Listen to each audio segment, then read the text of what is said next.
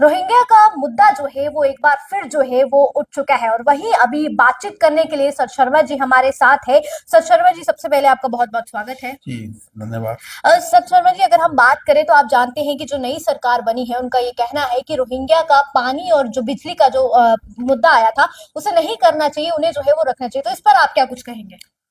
ऐसा है कि सबसे पहले जांच का विषय है कि 4,000 से ऊपर का किलोमीटर का सफर तय करने के बाद ऐसी कौन सी परिस्थितियां हैं कि रोहिंग्यास जो है वो भारतवर्ष के सुदूर सबसे ऊपर वाले कोने में आकर बसे। ये एक चिंता का विषय है। बॉर्डर क्षेत्र है और बॉर्डर क्षेत्र में ऐसे समय में जब प्रदेश की टोपोग्राफी को भी बदलने का प्रयास कुछ लोगों द्वारा अपने समय में किया गया, अपनी सरकारों के समय में किया गया, अपनी वोट बैंक की राजनीति के लिए किया गया। लेकिन आप सोचिए कि 8 प्रदेशों को लांग कर आना, 4,000 किलोमीटर का सफर तय करना, जांच इस विषय की होनी चाहिए। और यहां तक प्रश्न भारतीय जनता पार्टी का है। भारतीय जनता पार्टी का शुरू से लेकर एक ही स्टैंड है कि these Rohingyas are to be deported back to their respective places. अपने देश में जाएं, अपने देश में रहें, वहां पर और यहाँ पर आकर। और चिंता का विषय ये है कि वैसे क्षेत्र में उनको आगे सेटल होना, यहाँ पर खतरा रहता है। बॉर्डर क्षेत्र है, बॉर्डर क्षेत्र में पाकिस्तान भी लगातार से कोशिश करता है और आप लोग देख ही रहे हैं कि जिस तरीके से पाकिस्तान हमेशा से यहाँ का वातावरण खराब करने की कोशिश करता है।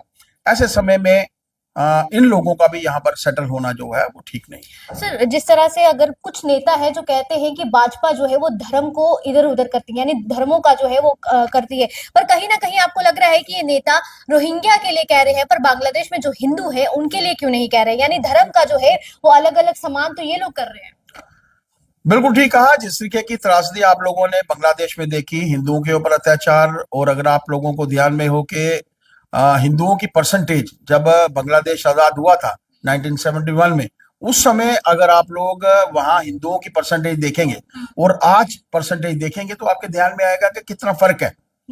यहाँ तो उन हिंदुओं को मार दिया गया, या उन हिंदुओं को बांग्लादेश से भगा दिया गया, और यहाँ उनको कन्वर्ट कर दिया गया। आप सोचिए, ऐसे समय में ना ह्यूमन राइट बोलता है, ऐसे समय में ना यूएनओ बोलता है, ना ऐसे समय में विश्व के बड़े देश जो अपने आप को विश्व का ठेकेदार कहते हैं, वो भी लोग जो है वो खुलकर नहीं आ रहे। मेरा मानना है कि भारतीय जनता पार्टी एक ऐसी पॉलिटिकल पार्टी है जिसके लिए हम अपने धर्म के ऊपर अडिग हैं, इसमें कोई दो राय नहीं।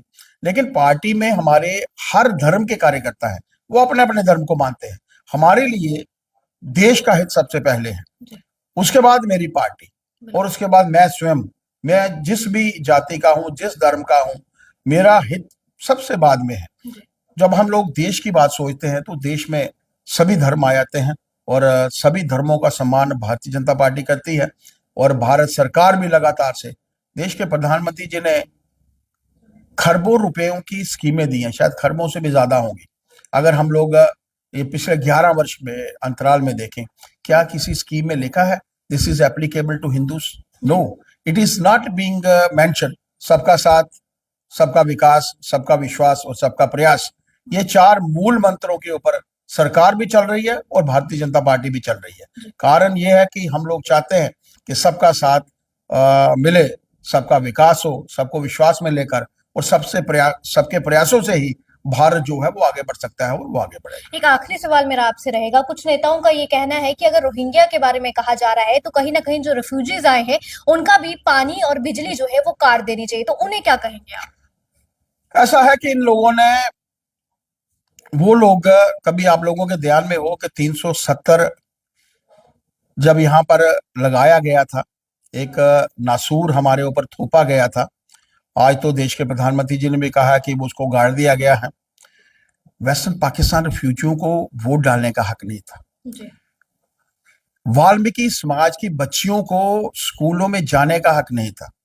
गोरखा समाज के लोगों को वोट डालने का हक नहीं था, वो पढ़ नहीं सकते थे, वो तो चौकीदार बनते थे।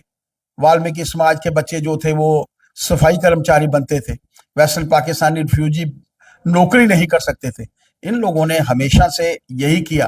370 हटने के बाद, 35 से हटने के बाद आज मातृशक्ति को भी हक मिला है, आज वेस्टर्न पाकिस्तान रिफ्यूजियों को हक मिला है, आज वाल्मीकि समाज को हक मिला है, आज गोरखा समाज को हक मिला है। तो वही बात जो है इनके ध्यान में बार बार आ रही है, लेकिन प्रधानमंत्री जी ने कहा है जो 370 जो जमीन के बीच में चला गया, इतिहास के पन्नों में गुम हो गया, वो कभी वापस नहीं आएगा। चलिए। धन्यवाद।